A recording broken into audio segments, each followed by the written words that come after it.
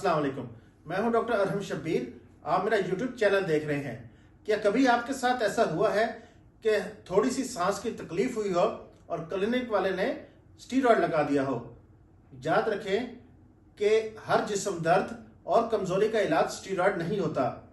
یہ اسٹیرائڈ وقتی طور پر تو آرام دے دیتا ہے، لیکن انسانی جسم کو اندر ہی اندر نقصان پہنچا رہا ہوتا ہے۔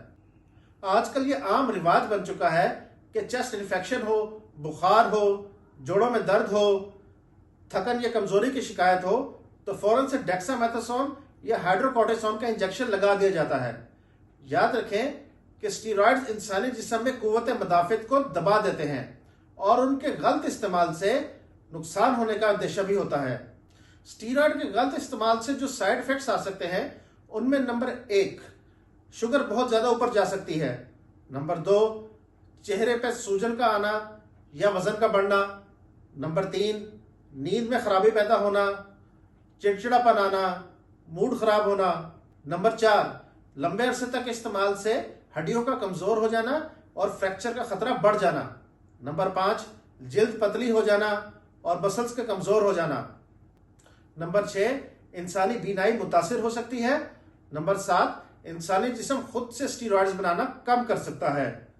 کچھ عرصہ پہلے ایک کیس نظر سے گزرا۔ ایک 28 سال کا نوجوان فلو اور چیسٹ کنجیشن میں ہر ماہ اسٹیرائڈ کا انجیکشن لگوا لیتا تھا۔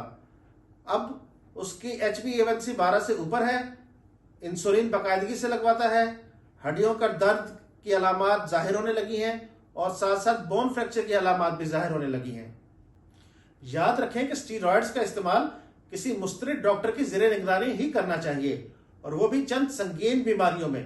مثال کے طور پر نمبر 1، جب دمہ یا سانس کی پرانی بیماری بگڑ جائے۔ نمبر 2، جب کسی چیز سے شدید الرجی ہو جائے یا سانس بند ہونے لگے۔ نمبر 3، جب جسم کا مدافعتی نظام اپنے ہی جسم کے جوڑوں پر یا آنتوں پر حملہ کر دے۔